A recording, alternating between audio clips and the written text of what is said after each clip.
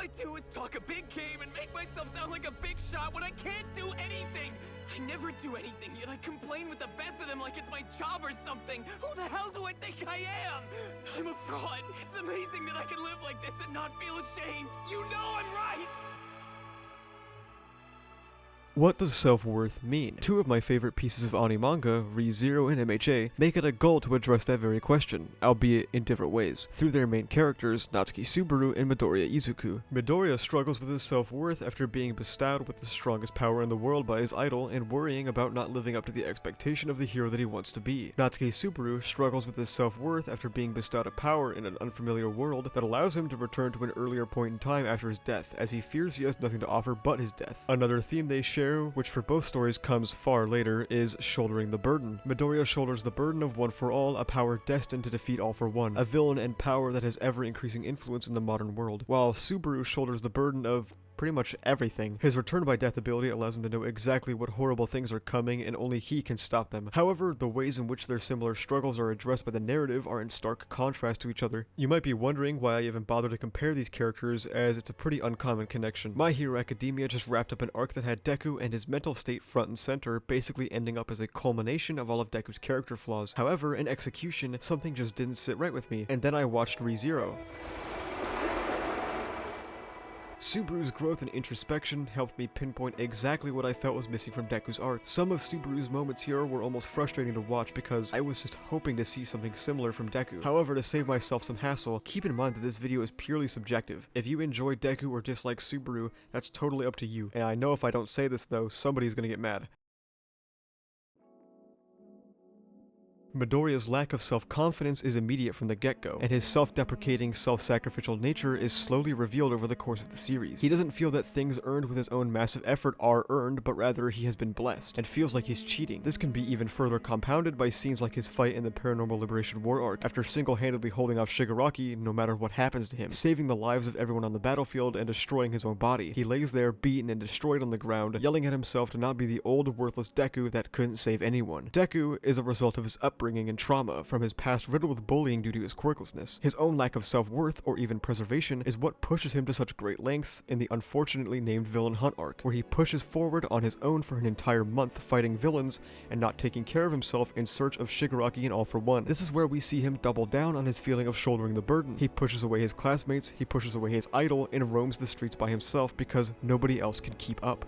Subaru's lack of self-worth, however, is not so easily apparent from the get-go. He arrives in another world and uses that as an opportunity to be eccentric, loud, and boisterous, trying to act like, well, an anime protagonist. But the problem is, this is still a real world. On the surface, he appears to be the exact opposite of Midoriya. However, time and time again throughout the show, the loud and obnoxious mask of Subaru gets taken off. We see him struggle with his own insecurities, feeling that he has no character due to his life as a NEET before being isekai'd, feeling that he has never done anything with his life, that he can do nothing. He lives in the shadow of his father, somebody he idolized and ended up growing up feeling inferior to. This inferiority complex he developed led to him desperately trying to become the center of attention, until it ended up pushing people away. His power of return by death later made him feel that the only thing that he could offer to his loved ones was his own death, and that without this power, he was nothing. With these two descriptions, we can now draw the similarities between Midoriya Izuku and Subaru Natsuki, both people thrust into unfortunate circumstances while not being sure of themselves.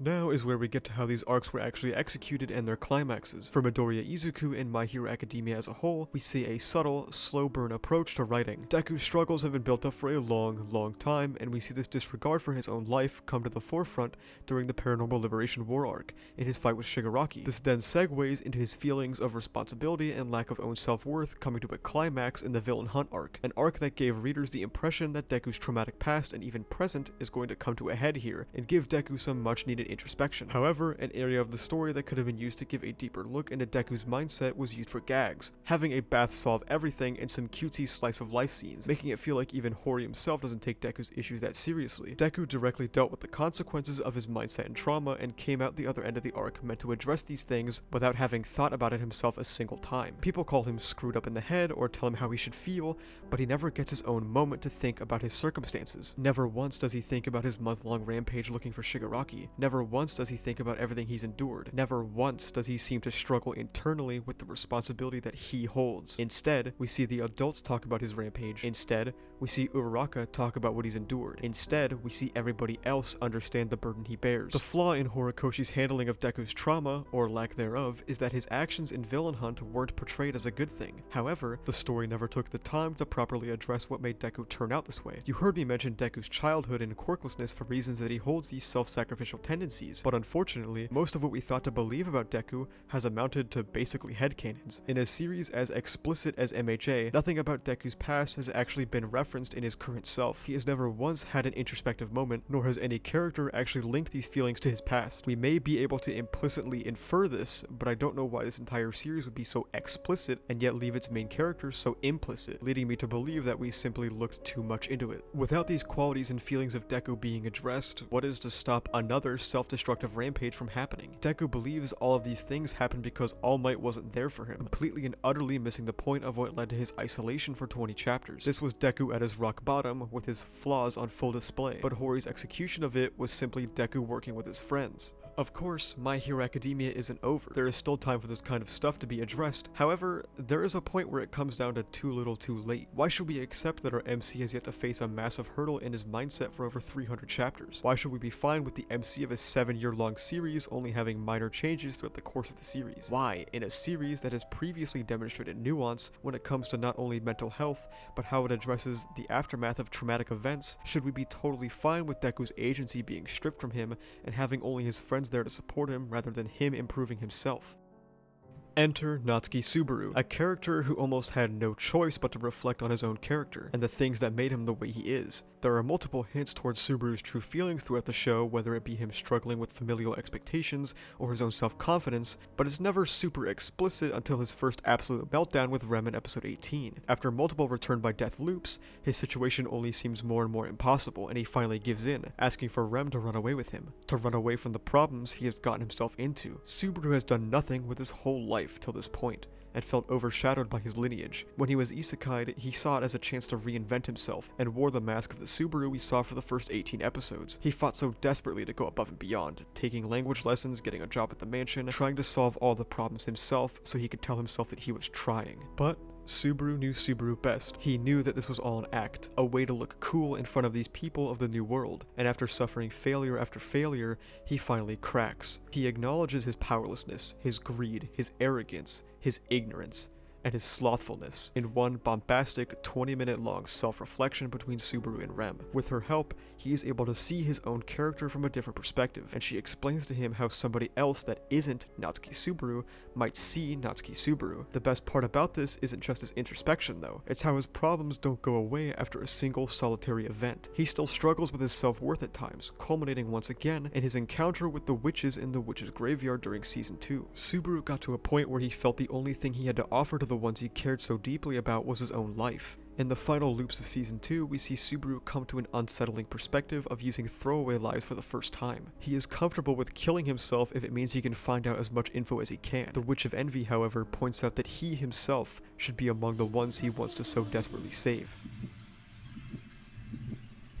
I don't want to die.